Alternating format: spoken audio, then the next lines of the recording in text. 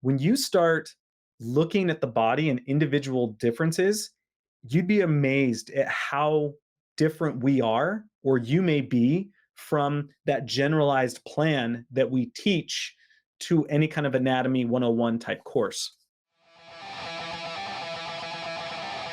Wits and Weights community, welcome to another episode of the Wits and Weights podcast. Today, I'm excited to welcome Justin Cottle, former lab director at the Institute of Human Anatomy.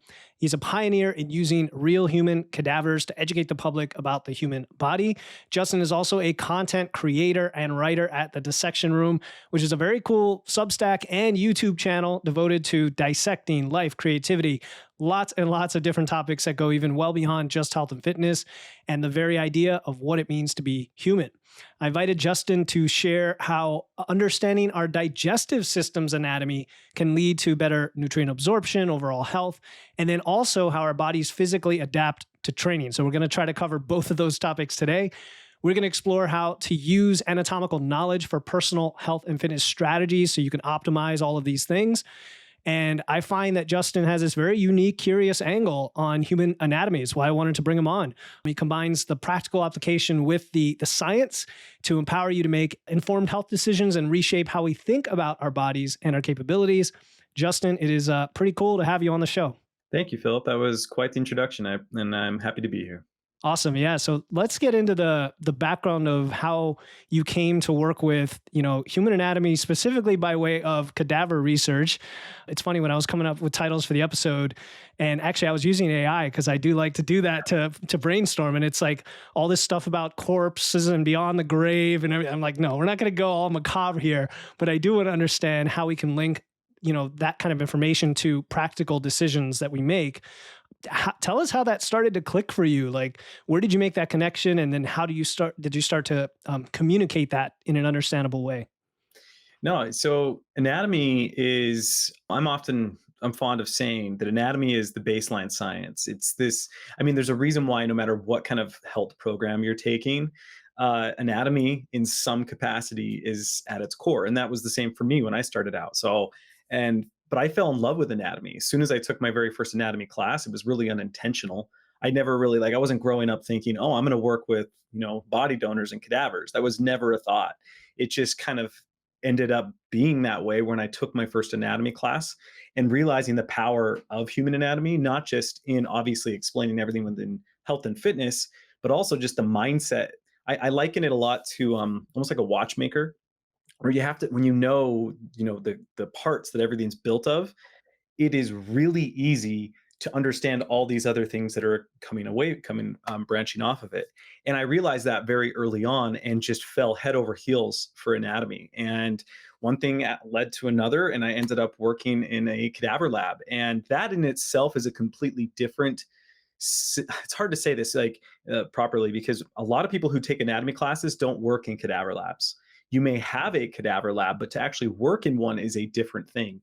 And so when all of a sudden I found myself having that opportunity to work with the actual body donors, that just fueled the passion even more.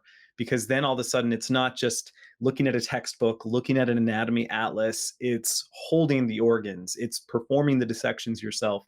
And it's just an exciting thing that just out of nowhere, I found myself having been doing it for 10 years. Again, all of it completely unintentional, but extremely exciting nonetheless. I love your analogy of the watchmaker and really understanding what's underneath each layer, because I have that same sense of, if I don't get where it's coming from or how the connections are made, I don't just want to trust what you're telling me, when I break it apart. A couple of things come to mind is, first is art. Like Leonardo da Vinci is well known for using human cadavers to understand anatomy and then translate that to how humans move and are portrayed in their strength and movement on the page. And I'm sure that you've gotten into some of that. I also, just a few minutes ago, both my daughters, we homeschool our daughters, and they outlined themselves on a big piece of paper, and they drew bunch of the major bones, and they're going to like add layers to that. And I'm like, I told them about you, that I was going to be talking to you in a few minutes, and just them trying to understand again from deep down where all this comes from, because there's a lot of misinformation out there. There's a lot of experts telling you what to do. And here you are, a guy that's, coming from the science of it all. So yeah, it's pretty cool. I don't have a question there, Justin. I just think it's That is really resonates. cool. Yeah. I do want to say, my hat's off to you for homeschooling your children. That is so cool. And it's something I'm really interested in myself, is actually developing anatomy programs and curricula for homeschoolers. So we may have to talk about Ooh, that awesome. in a different time, because that is something I'm very interested in these days. But hats off to you. Cool, absolutely. And I think of like my wife, I'm going to give her most of the credit for the day to day, because she actually runs our school and teaches them. But one of the things with homeschoolers, and this is relevant, is at least there's a misconception that you have to be an expert to teach anything. Like you have to be an expert teacher with a certification to do this. And it's just not the case. I think if you have the passion and want to learn something, the best thing for kids is to learn how to learn. It's not to be data dumped information. It's to learn how to learn. And I see my kids now, getting beyond my wife and me, our knowledge, they're surpassing that at the age of 10 to 12 in many cases, and they're able to do that. So we try to do that on this podcast too. It's just like educate people and teach them how to find the information. So Absolutely. you have a great source of that. And for people, we're going to plug his stuff a few times here, but it's the Dissection Room YouTube Yes. channel. All right, cool, man. So one of the topics we wanted to talk about, because you said you had a personal connection to this, was gut health, or I should say digestive health, nutrient absorption, and hopefully we can segue from that into what that means for how we eat and how it helps us perform. But just tell us, I guess, maybe we start with anatomy or your story. We can go either way, like start with the anatomy of the digestive system and the function and like how this is all relevant to us. Why do we care about this? Yeah. So I think I can real quickly tell the story of why it's so relevant to me, is in that in 2018, I found myself randomly having a small bowel obstruction, which is where my small intestine, which is the nutrient absorbing aspect of the GI tract, just essentially got blocked. And this normally happens to people in their 60s, 70s who have history of abdominal surgeries, and I didn't have any of that. And I got very close to actually passing away. I almost went into kidney failure, and this all happened within just a couple days. I was 30 years old, really healthy. I'm Mm. ex-military. Like I take care of my body, and this just hit me. And I obviously ended up being okay. But what it did is it just fueled, which I was already obviously knowledgeable on the digestive system, but then all of a sudden it became more relatable. It became more, important to me and personal. And so it just kind of has started this, what has never really stopped, this passionate, investigation into the nuances of the digestive system. And so with that, when we're talking about the digestive system, it's really, you have to understand that it's the first thing to develop inside of the body. So before you have a brain, before you have a heart, the actual developing embryo has a gut tube. And that's what anatomists actually call it. And so it invaginates in. And invagination is just a tunneling inwards, where all of a sudden you look at this tadpole looking creature, and this tunnel forms from the mouth, which really isn't the mouth at this point, all the way down towards the rectum. And everything about your body builds around that. And so it's the axis of development. And when you think about it, that means, your mouth, your lips is just one hollow tube. If you could actually stick your hand through your mouth and go down the entire digestive tract, you're inside your body, but technically you're outside your body, because it's one hollow tube from point A to point B. But everything happens there. We're talking chemical and mechanical digestion, nutrient absorption, excretion through waste. It's amazing, as someone who has had an actual, like, real severe digestive issue, it's incredible to understand just how important it is. If things go wrong with your digestive system, immediately. It's not, I'm not trying to, turn this into like a contest of which is worse, but it's like with cancers or other types of dysfunctions and diseases, they can be more subtle, but not digestive issues. Digestive issues, they hit you, and they hit you fast, and very quickly that something is wrong. And I think that's something a lot of people understand intuitively, especially with poor diet, because it doesn't have to be a small bowel obstruction for you to understand that something is wrong with it. But I mean, just I'll finish it up quick right here. So if we're talking the straight up anatomy, you have your mouth, your oral cavity that goes down to your esophagus, that goes down to your stomach, that then transitions into the small intestine. So the stomach is what kind of turns it into like this soup called chyme. It's just a nutrient soup, and then releases it into your small intestines. Those are about 30 feet long, depending. It could be anywhere, it could be as low as 15 feet. And that's where all the nutrients are absorbed. And then anything that isn't absorbed drops into the large intestine. And that's which also people will call the colon. There's a little bit of a difference, but it's not that important. And then that's where you just kind of absorb waters and salts. And then that will obviously then be defecated out as waste. So it starts in the mouth and it ends at the anus. Yeah, I think that's awesome. I love this stuff. I can geek out on this stuff. I love the idea of the tube being both inside and outside the body. And you've already talked about the different processes at different stages, the chyme, and I guess there's bile at some, in fact, saliva at the beginning, right? And then all the different fluids. Again, thinking about my daughters talking about this stuff recently, and it's like we don't talk about it at the dinner table, but we'll talk about it.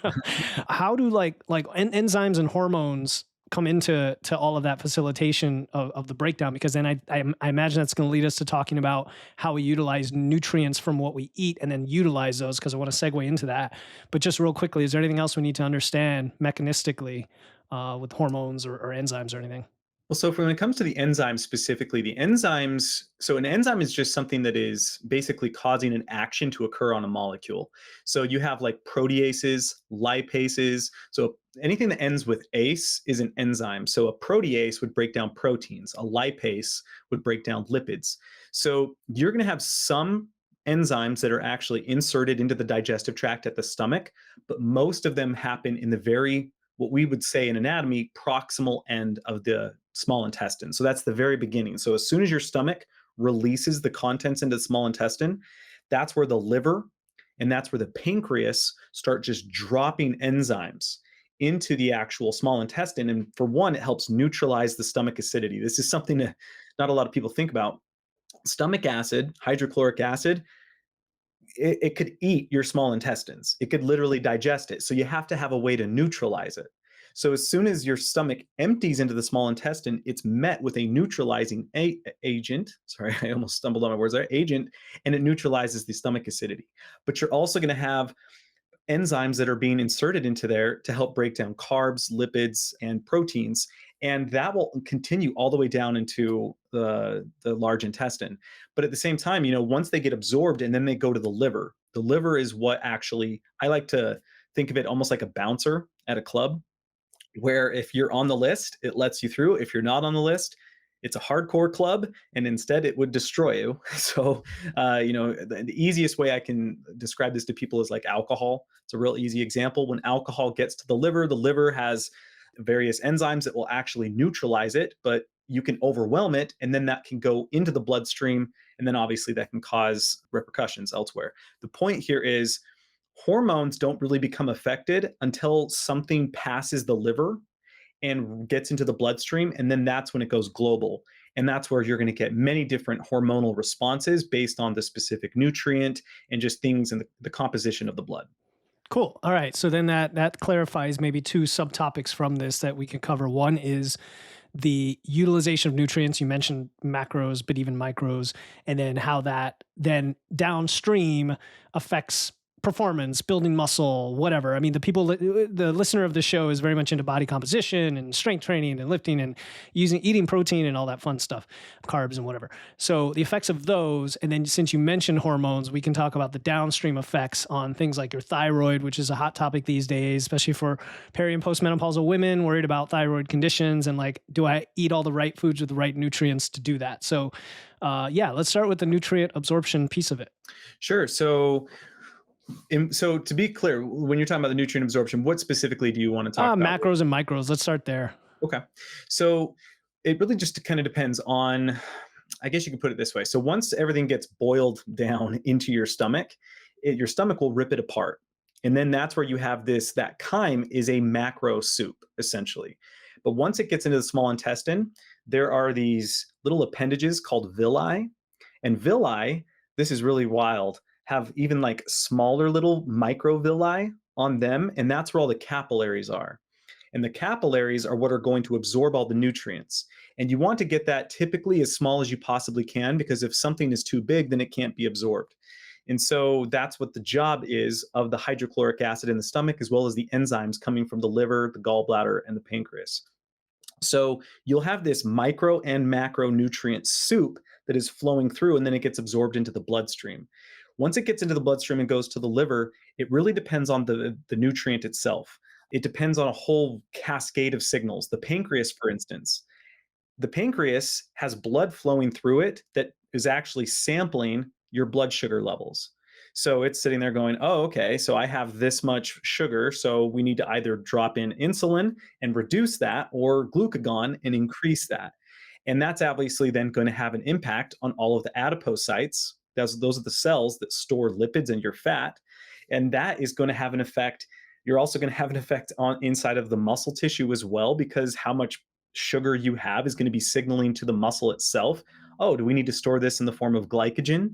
So then you can stuff that more full.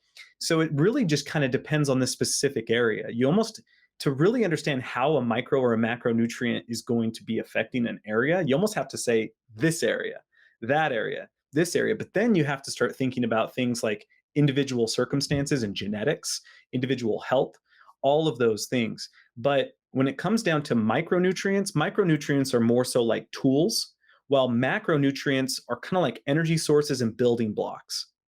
And so, like lipids will be typically used to help improve the health of the cell. Actually, here's an easy way to say it. I'm very fond of this. This is one of my favorite sayings. You, as a human being, are essentially proteins wrapped in fat and fueled with sugar. That's essentially what you are. And so then what your body has to do is figure out which cells need the protein, which cells need the lipids, and which need the sugar. And then obviously there's a whole various amount of metabolic pathways. So it is really that nuance though. You almost have to be like, okay, how does it affect this area? How does it affect that area? And you can even get as nuanced as, and what time did you wake up? How long have Mhm. you been in a heavily fasted state? How, not only were you working out, was it resistance training, or were you doing cardio? There's so many things that can literally impact just how these micro and macro molecules shuttle around the body and the way they actually go into the cells.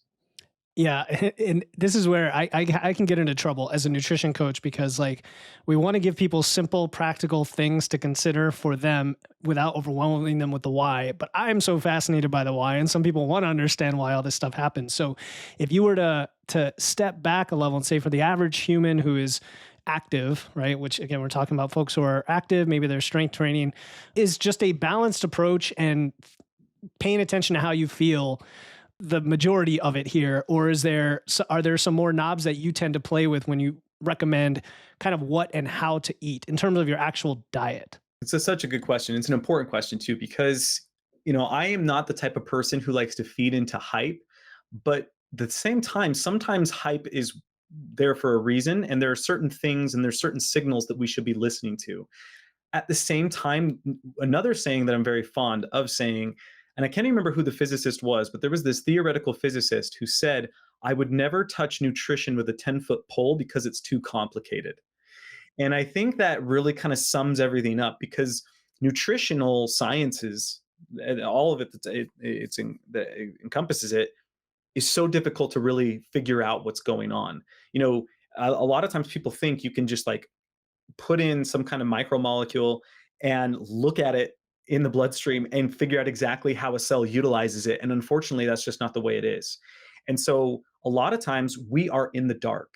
We can look at things from a more just, circumstantial study type perspective, where it's just like, oh, well, we gave some people some bread and this is what happened. It's more of an observational study. And I know we want better answers than that, but unfortunately, sometimes we just can't get those really nuanced answers that we really want with nutritional science. That's changing, that's getting better, and that's really exciting. But what I typically tell people is it's best to start from a very generalized sense and then start figuring out what works and what's not working for you.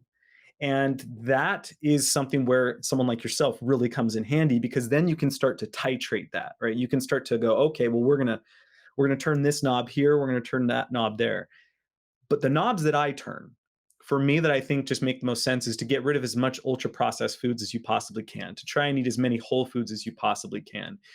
For me, I don't drink alcohol. I don't drink coffee. I try to not have any caffeine if possible. That's not to say that you can't. It's just I personally find myself that works better for me. It's I try to eat as much fiber as I possibly can, and I try to eat diverse sources of fiber because diverse sources of fiber are going to be fantastic for your microbiome. But at the same time, it's like my main focus, if you could say, would just be whole foods, drinking lots of water, getting plenty of sleep, trying to get good exercise and take care of my body. They're really general things that are really uncontroversial, but I also think it's something that a lot of people just don't do. That's the best way that you just put it there. It's not controversial. It's almost boring. It's not sexy. It's what you got to do when people aren't doing it. Oftentimes they're looking for something to optimize when really they just need the big blocks. So yeah, the whole foods, the hydration, limiting toxins of different kinds, and then diversity. So that leads me to, you mentioned the microbiome. Let's answer the hormone question, right? Where someone says, well, I have hypothyroidism, let's say, and I want to address it naturally. Is it just a matter of eating more oysters and Brazil nuts, or like specific foods that have specific nutrient? And it may be, I don't know. How do you approach the topic of hormones in general and linking that to micronutrition as well as the anatomy of the digestive system? It is so hard to have that conversation without someone doing the proper blood work and actually figuring out what their levels are. So many people, and myself included, with a lot of things. This is not to demonize anybody, because at the same time, how available is it? I mean, it's gotten a lot more available. There's a lot of really fantastic testing that people can do, home testing kits, for example. At the same time, though, when you're doing these types of things, in reality, to have a good understanding of how your hormones are really being affected, you don't just take one test. You need to take a series of tests. And then you need to be able to compare that data. And that's where things just kind of get difficult, if not outright impractical for people. So it's hard to say, like, will this work or won't this work? But I think generally speaking, yes, oysters is going to be good for you. I mean, like, I love eating oysters. I love having, just getting as much DHA, and, like, you want to take care of yourself and get the specific fats, proteins, and healthy carbs that you are supposed to be getting. And there are different sources that may be more optimized. I don't know if that's not the right word, but just might be better for you, generally Yeah, speaking. more nutrient dense, let's say, more Exactly. bang for your buck. Yeah. That's the way to put it. That's the way to put it. At the same time, though, it's really hard to say. It really is hard to say, and I know that's one of those. No one likes that person, and I'm being that person who's like, "Well, it depends." It depends. Well, Yeah.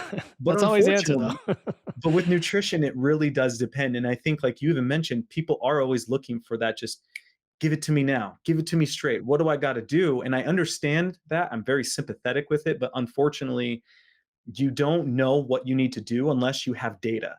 And I'm not saying you need to have some, become like, have like these analytics charts. You don't necessarily need to have like all of you be so robustly into this, but at the same time, if you're just flying in the dark, it's really going to be hit or miss. And so at the end of the day, I think I always encourage people, if they are curious about their hormones and how their body is responding, they need to get tests done. And then from there, you can start to figure out what may need to happen. Cool. Yeah, that makes sense. And it does get confusing with the tests because it's blood work, saliva, urine. What do I get? Who do I go to? Because now you've got insurance and things involved that doesn't always cover all of that. You've got doctors that are sometimes clueless about it, and then there's functional medicine individuals. So you're right. It is a lot of that. It's funny because I have some like questionnaires that I can use with clients where I try to tease out some symptoms at least to get started, because that's often a good starting point. And some of these questionnaires are like 30 questions because it is so complex with, is it your thyroid? Is it testosterone? What is it? So that's good advice. And then you did allude to hype, and I want to get back to that. It's, if you had to pick one thing that is actual hype and one thing that's hyped but real that comes to mind that's like often talked about in the industry, what would they be? That is such a good question. So, I mean, when it comes to hype, the thing that just naturally, or that is doesn't live up to the hype, I guess I should say, the thing that naturally comes to mind are going to be fad diets. I think that's a general answer, but I mean, like, for instance, the carnivore diet, and here's the interesting thing, especially if we go back to keto. This is me, I guess this is kind of like a humble brag, but I remember being into keto almost 15 years ago, and no one knew what keto was. And I was really interested in keto because there's a really interesting researcher named Dom D'Agostino. And Dom is the one who actually worked with the Navy SEALs, because the US government was like, hey, the ketogenic diet actually helps minimize seizures. And so they wanted to actually help these special operators not have seizures when they were using rebreathers underwater as they were actually going after the enemy. The whole point here is Dom D'Agostino, I was listening to him and really diving into the research for ketogenic diet, back in like 2010. And no one knew what it was. And I was really interested. But as soon as it became a fad, everything went off the rails. Where all of a sudden it's like, there's actually really interesting stuff about keto, but it gets lost so easily. And I find myself when I'm having a conversation about the ketogenic diet, I almost become anti keto because I'm having to fight so many things, even though I'm actually a proponent of it under certain circumstances. Same with carnivore diet, elimination diet, specifically when people are just kind of like purging in mass. It's like that may work for certain circumstances, but it just, I think generally speaking, is almost never a long-term solution for anybody in any circumstance.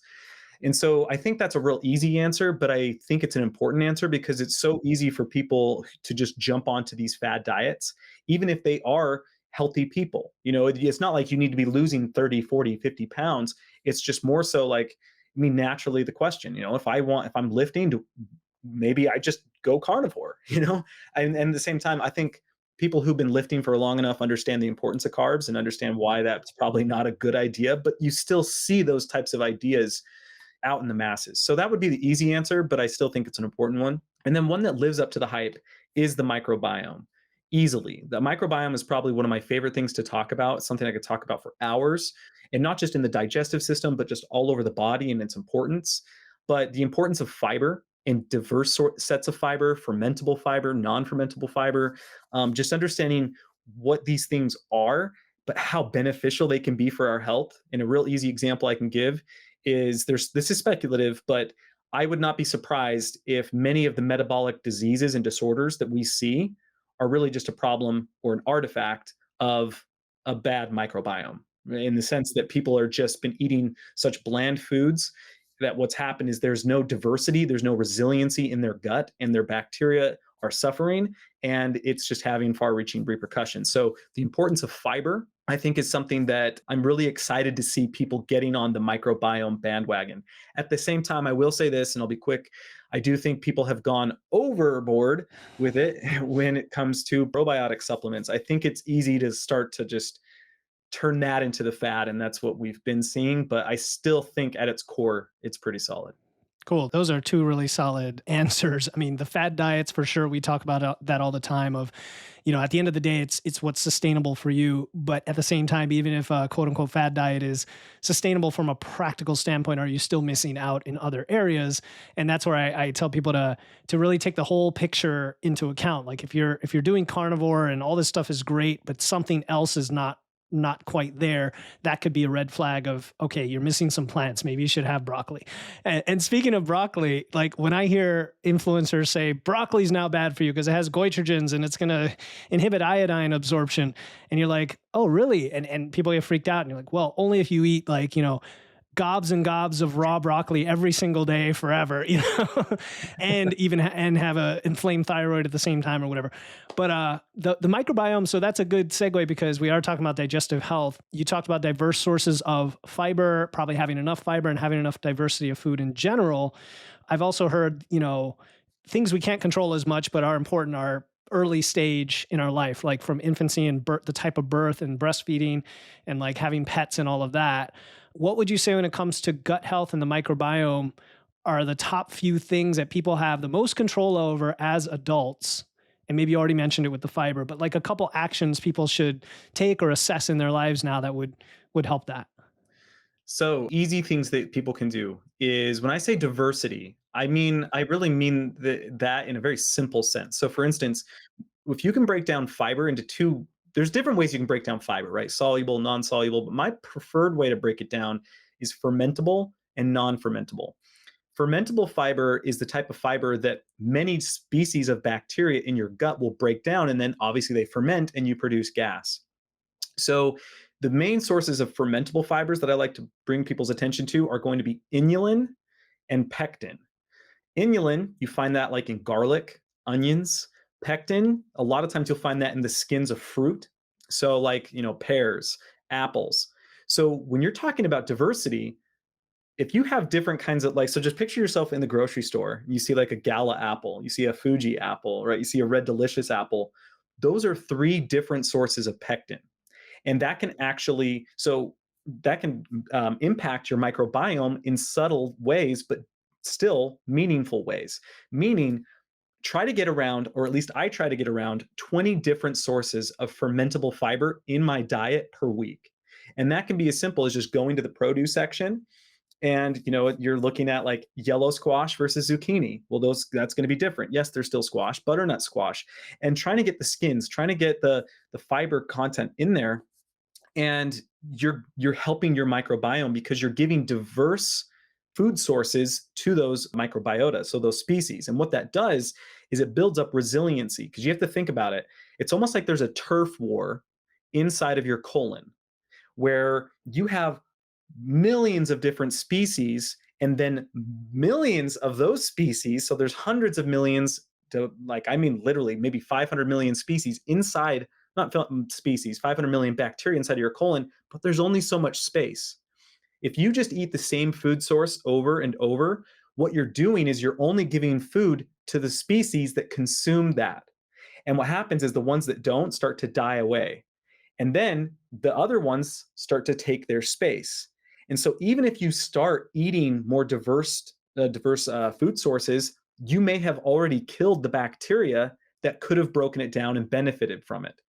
And that's why for me, it's like, I think just having a diverse diet starting as early as possible, right? We're talking, this is where the importance of your fruits and your veggies, giving it to your 3 and 4 year olds, right? Just getting them to understand the benefits, giving them, and obviously you can cook them. You don't have to give them raw broccoli.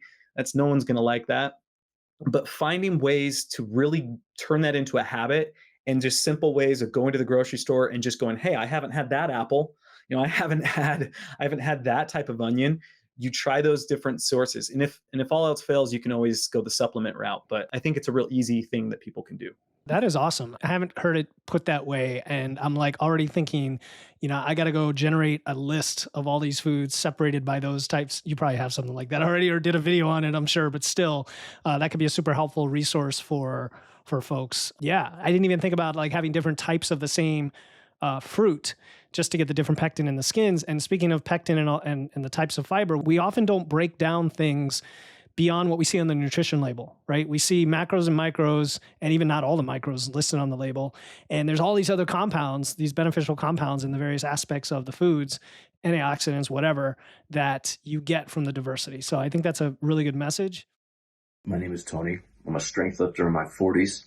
And I'd just like to say thank you to Phil and his Wits and Weights community for helping me learn more about nutrition and how to implement better ideas into my strength training. Phil has a very, very good understanding of macros and chemical compounds and hormones and all that. And he's continuously learning. And that's what I like about Phil. He's got a great sense of humor. We'll go back and forth. He's very relaxed, very easy to talk to. One of the greatest things about Phil, in my view, is that he practices what he preaches. He also works out with barbells. He trains heavy, not as heavy as me, but he trains heavy. He lifts.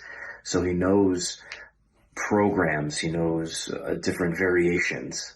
So if you talk with him about getting in better shape or eating better, he's probably going to give you some good advice. And I would strongly recommend you talk with him, and he'll help you out. Thanks. So before we move to the second topic, because man, this could be like a 2-hour podcast if at the rate we're going, seriously. What about individual differences in anatomy or even like pathological conditions that affect some of what we're talking about? Is that worth getting bothered about, worth discussing, or is it more of a like, when you have a problem, you deal with it?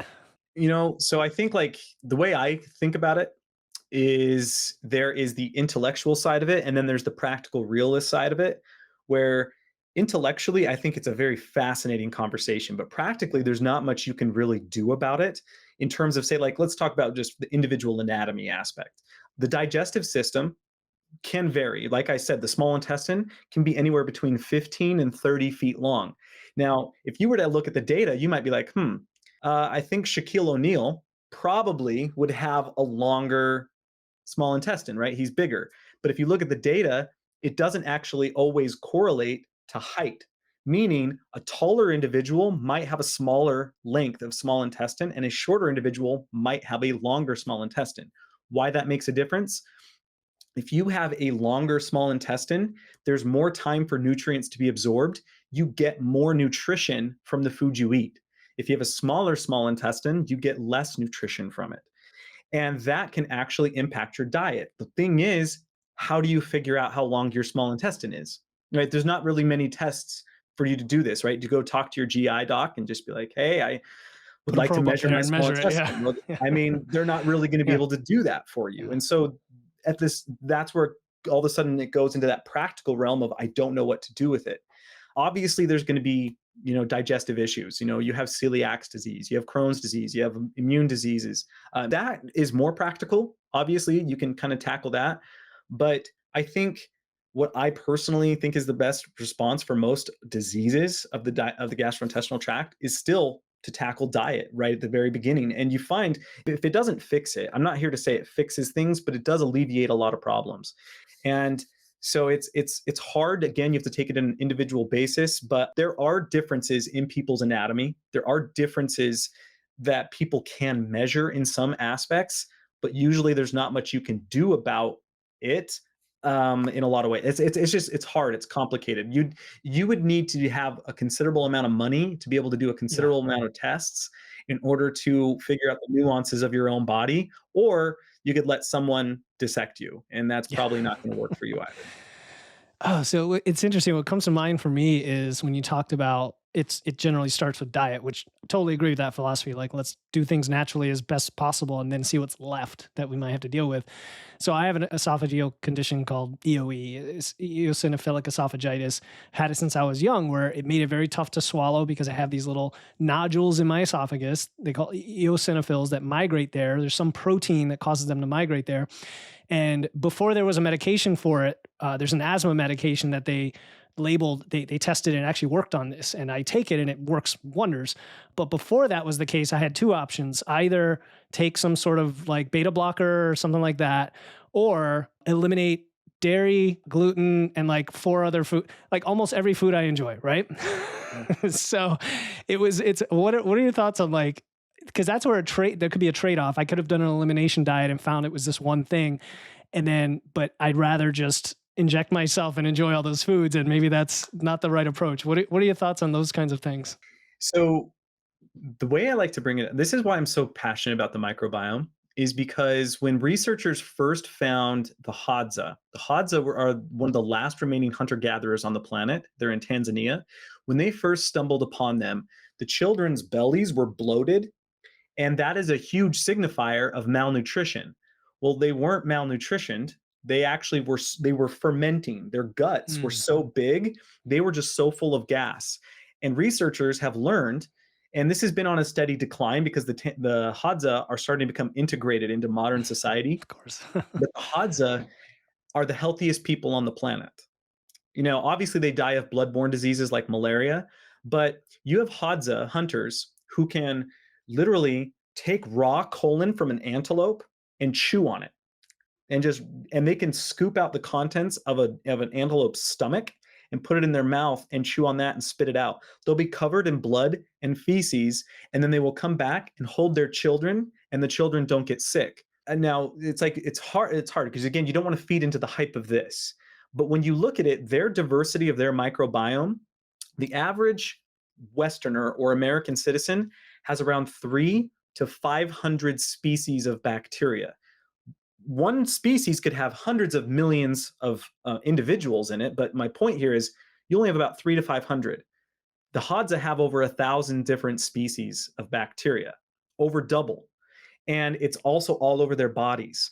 And so what we're finding is that the microbiome it's important in pretty much every single aspect of your life that you can imagine, including resiliency and resistance to infections and different things of that nature. And so when we say like it all starts with diet, it really does all likely start with diet. And figuring out how to optimize your health around that is one of the best things or most important things we can be doing. But that's hard. That's a really hard problem to solve. I don't want to make it seem like, oh, yeah, we can easily figure out all the bacteria and everything. But when people have, like autoimmune diseases like you have, when people have these types of things, those are real serious problems. And so to figure out what to do around that, obviously is very individual, but at the same time, starting with the diet is still likely the best place to begin. If it doesn't work, and if we do need to go to immunotherapies or an asthma medication in your instance, that's awesome. That's cool. That's where we've done cool science and we've figured out another solution to a problem. But at the same time, it's like it should start with diet. For sure. Okay, cool. Yeah, no, I'm always fascinated by that kind of stuff because now we have biologics and all sorts of crazy ways to solve some of these things. But I also understand people have practicality and sustainability and like what they want to live with and versus the indulgences.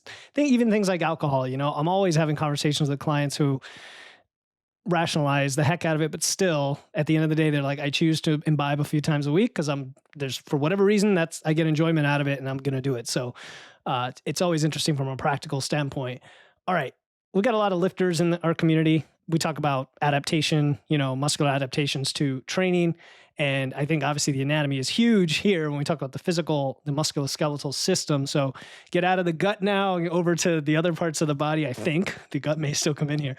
Where do we even start here? So strength and hypertrophy are goals for a lot of individuals. We understand a lot of what it takes to go from A to B, even though I know the research is still out on all the mechanisms underneath. So why don't we start with hypertrophy, because that's the most talked about one, and the influence of training variables on muscle adaptation for that in the context of anatomy. And I'm just curious to hear kind of your unique take beyond what we hear every day in the fitness industry. So, the way I like to approach strength versus hypertrophy from an anatomical perspective is you really have to think about it from the body's perspective. So, the body has no idea. So, think about it like a baby is born, has no idea what environment is going to be there, what demands are going to be placed on it. And so, obviously, genetics play a massive role, right? You look at the body form, say, of an individual from Kenya, that's going to be different than, say, someone from Serbia. Obviously, there's going to be differences there. But at the same time, there is still this blank slate, even with muscle physiology. And so the thing I like to bring to a lot of people's attention are satellite cells. Satellite cells are a type of stem cell that exist on the periphery of muscle cells, of skeletal muscle cells. And they're waiting for a sign or a physical signal, a stress signal to tell them what to be and how to be. And there's a little bit, they can even switch fiber types, right? If we're talking about fast twitch versus slow twitch, there's little nuances with that. But at the end of the day, it really kind of just depends on the demands of your environment and what that's going to do to the actual cells waiting. And what's cool is once they say, like, if we're going to be hypertrophic, right? When you become hypertrophic, you need multiple nuclei to actually fuel that cell because the cell gets so big that you don't need all these nuclei to be like, oh, I got to regulate this, I got to regulate that, I got to regulate this. So what'll happen is as you become hypertrophic, you take satellite cells, merge them into pre-existing skeletal muscle cells, it grows bigger, and now you have more nuclei. But then let's say you get injured. You get injured and you need to rest. Obviously, your hypertrophy goes down, but the nuclei stay. And when the nuclei stay, that it makes it actually easier to bounce back and rebound. And you see this all the time in resistance training. Is that people are like, oh, it was harder for me to get the gains in the beginning, but I can actually. It's easier to get them again, after time. And that's because you actually retained the nuclei, and that likely plays a role in helping you become hypertrophic faster. So there's a lot of different there, like you said, there's so every single time I dive deep into the literature around hypertrophy and strength and just like what the nuances, there's still so much to learn. There is still so much to learn there. And a lot of times it's hard for me to even say, like, I feel comfortable saying this versus that because there's so much that we just don't know at that granular level. Fortunately, we know enough at the macro level. It's just like, oh no, like, like these are the sets, these are the reps you're going to do, this is the weights. We know enough at the practical sense that I think it helps. But at the physiological micro sense, there's still a ton of mystery as to what's actually going on. Yeah, really cool. All right. So there's definitely some things I want to get into here. One thing is there is a high variability of individual response. We've seen that even when in a lab setting, there are trainers telling you exactly how to train and how to be intense and execute properly, right? Because sometimes you could just say it's poor form, poor execution, not enough intensity. But even the training variables may have to change from one person to another, like which things you progress and what rep ranges you work in. And so there's a lot of variability. So that's a lot of trial and error. But what causes that variability in response when it comes to the anatomy and to the kind of the recovery and the adaptation process? Like, I know it's a big question. No, it's a great Yeah. question. Yeah. So this is here's a good way to think about it. When I teach anatomy in the classroom, or if you are teaching, or if anyone looks at a video about anatomy, you are looking at the average of averages, right? So it's like there's certain things that we can pretty much guarantee are going to be pretty consistent, right? You have four arms, you have five fingers on two hands, right? There's certain things that are just pretty consistent. But when you start zooming in and zooming in and zooming in, you're going to see a whole lot of variability. So a real easy example I like to give, there are 16 anatomically correct positions for your gallbladder. Right now, the gallbladder we teach sits underneath the liver on the right side. Those 16 subtle variations are just like they're kind of just moving a little bit. It's not like it's huge. It's not like your gallbladder's in your foot. But the point I'm trying to make here is when you start looking at the body and individual differences, you'd be amazed at how different we are, or you may be, from that generalized plan that we teach to any kind of anatomy 101 type course. And so when it comes to muscle physiology, one thing you have to think about is the different amount of neurons, the different amount of synapses, right? So like motor units, for example, right? So a motor unit is one neuron and how many muscle cells it's attached to.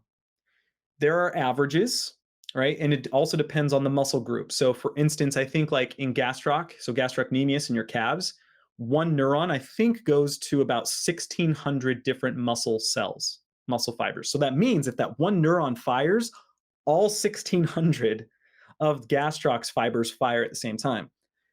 But that's the average, right? So if I were to say, I look at your calves, we measure it to my calves. Mine might be much smaller. My motor unit would be smaller. Yours might be larger.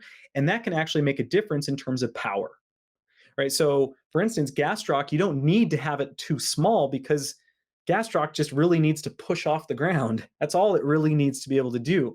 But that means though, for certain people, especially what's interesting when you look at the differences in elite athletes, what I love to tell people is it's like, what's the difference between first and second place at the Olympics? It's a tenth of a second, right? They do the same training, they put all this kind of stuff. So then for a fact, then why, again, if we look, say, Michael Phelps, why is he so different? We've looked and done tests on Michael Phelps.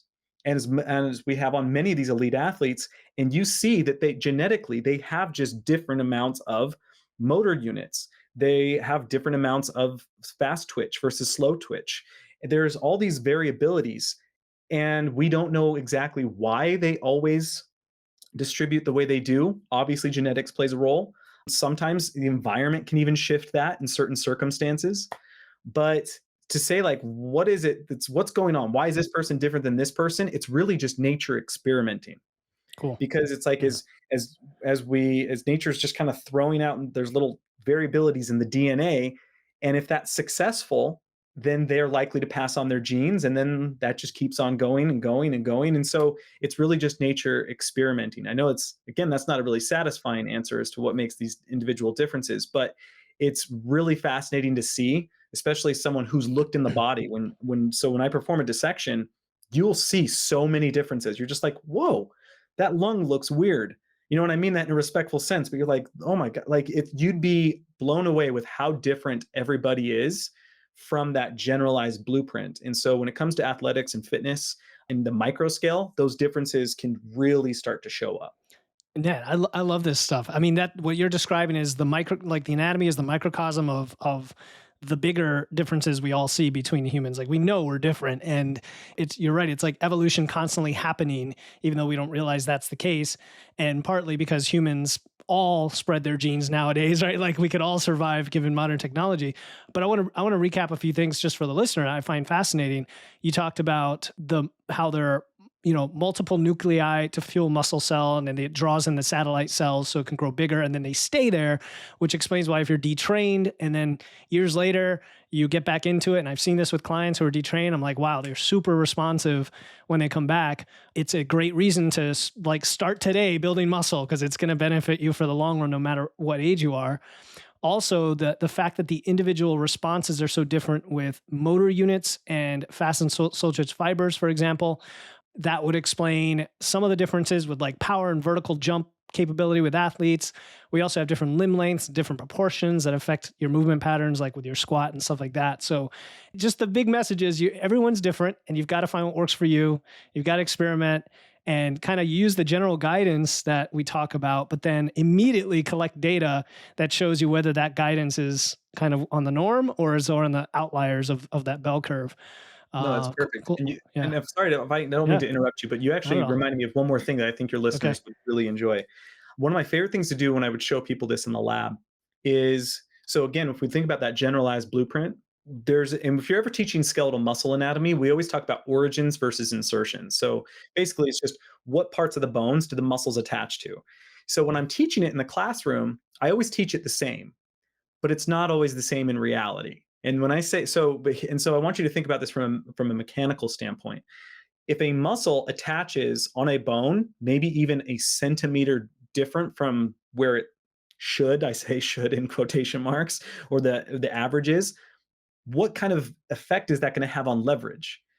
So you can see this. Like one of my favorite examples is latissimus dorsi. So a latissimus dorsi is the broad muscle on their back.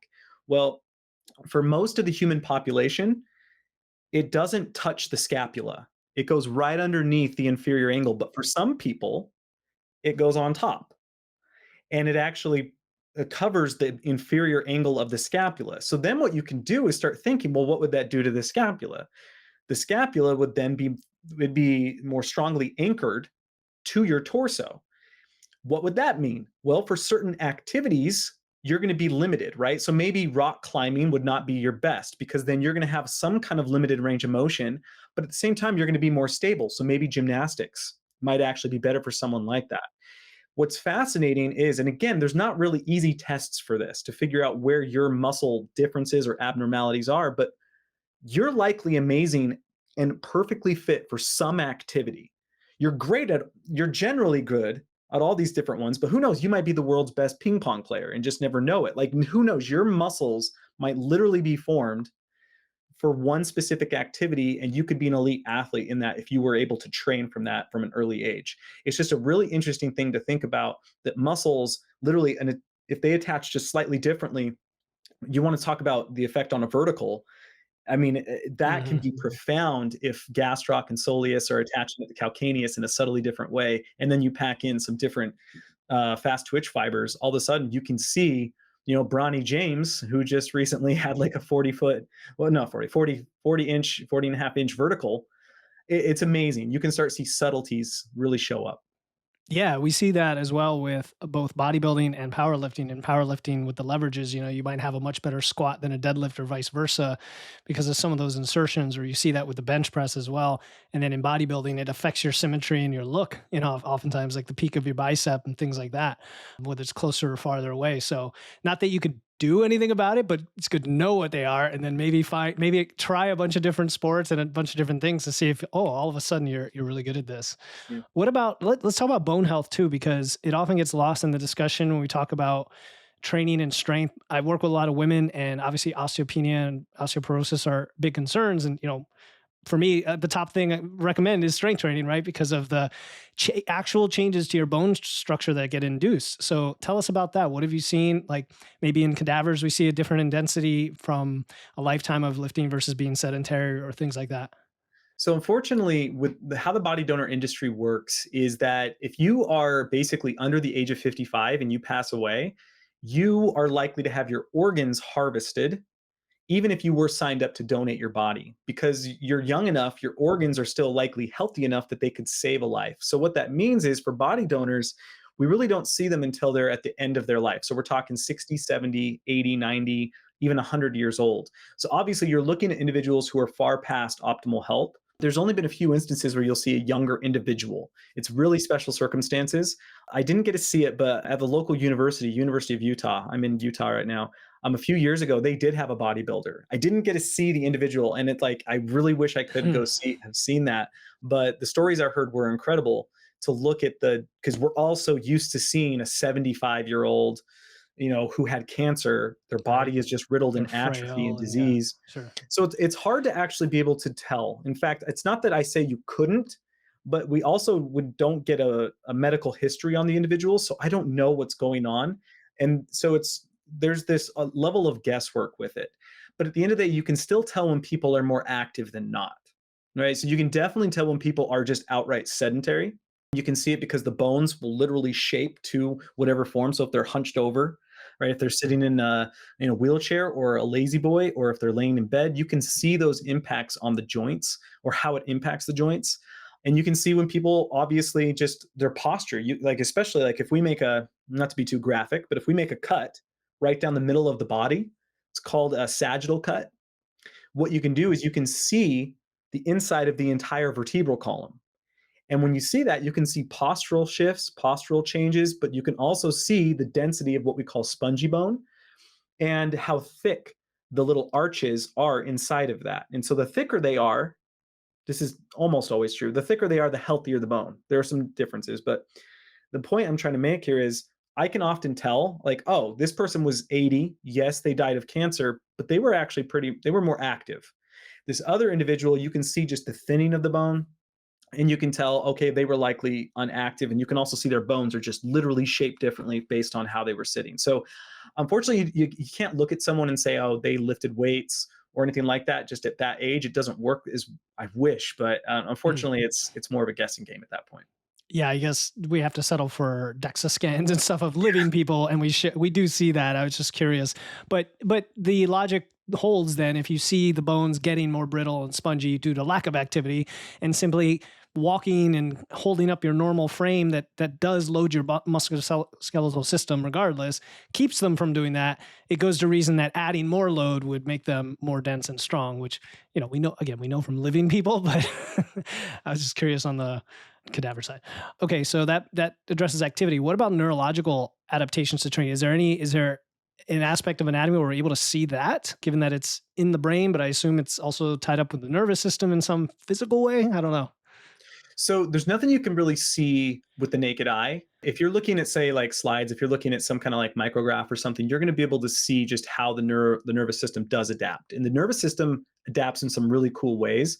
I think a lot of people are understanding of the plasticity of the brain and how neurons can actually move around there. But there's also some plasticity at the actual neuromuscular junction. There's some plasticity as it works with the what's called the fascial system. So and how that is all innervated, but it's hard to you can't really see that with the naked eye. And so for me, in my experience, I've worked in what are called gross anatomy labs. So a gross anatomy lab is just what you see with the naked eye. So we were never using, say, like a microscope or anything along those lines. So I don't have a lot of experience myself in really analyzing the plasticity at a practical level, but I can tell you intellectually and what I've read in the research is that you do see that. Obviously, if you are prioritizing a specific workout, a specific lift. So, I mean, like for instance, say like you're a rower. If you are a competitive rower, say in college or something, well, obviously your nervous system is going to adapt not just in your actual brain, but at the level of the muscles, right? At the joints. You're going to see plasticity around the actual neurons inside the joints. This is something I don't think a lot of people understand. These are called like joint kinesthetic receptors. You have receptors that monitor the positions of the joints. Those can become more finely attuned. And so they can actually send feedback to the brain quicker and more efficiently so that you can get better response time and reactionary time. So those types of things we know about. See that in the literature. It's something you can train for to some aspect, but it's not as simple as like, oh, I'm just going to do this one activity and then I'll become superhuman at it. Obviously, there's limitations to it, but At the same time, the body definitely does adapt at that neuromuscular level. That's amazing, man. This is one of the coolest interviews I've ever had, Justin, because you're coming with like unique things that people don't think a lot about. And I just learned something. I didn't even know there was those kinds of neurons inside the joints. You said they were joint kinesthetic receptors, and it kind of makes sense. We use the terms muscle memory and all of these things, and I'm assuming that's what we're talking about when we develop a pattern and we repeat that pattern, and then it gets reinforced to the point where it's almost automatic. And you're right, like the reaction time picks up as a result. And the fascial system as well. How does that come into play? The fascial system. I'm familiar with that somewhat with like massage, for example, and injury rehab.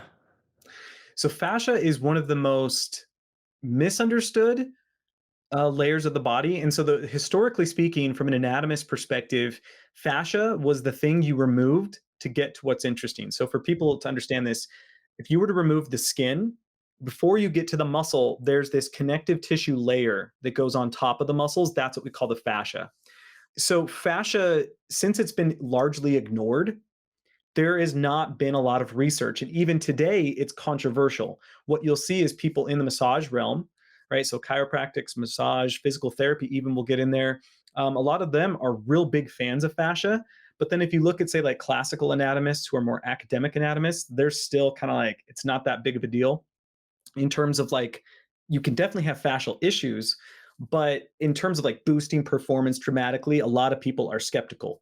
And I've looked at the data on all sides, and it's hard to really make up my own mind on where I sit with it. But the thing is, fascia is very richly innervated. So it's not just this connective tissue layer.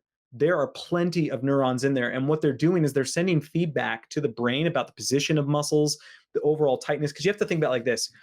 If you say like on your arm, so the arm, fascia wraps the muscles of your arm and creates what's called a compartment. And that compartment is pressurized. If you actually cut the fascia, that reduces the efficiency of the muscles inside of that compartment by as much as 15%. So what that also means is, let's say like, well, what impact then does hypertrophy have on the fascia? These are active and open questions that people are looking at to see how that can be reflected inside of performance. And we just unfortunately don't have a lot of answers around it because it's been ignored for so long. The data we do have, and I say this with respect, comes from people that are highly biased, right? Like the fascial research comes from the Fascial Research Society or things like that, Sure. where not to say that it's outright wrong, but at the same time, it's like we need more data before we can really understand what's going on. So it's hard to really talk about fascia outside of the hype. Just understand there's a lot of active research going into fascia because there does look to be some exciting stuff.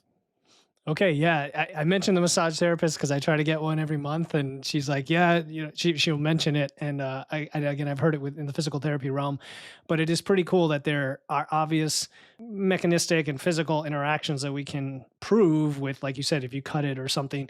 And so then, what's the reverse on that in terms of how we can impact it?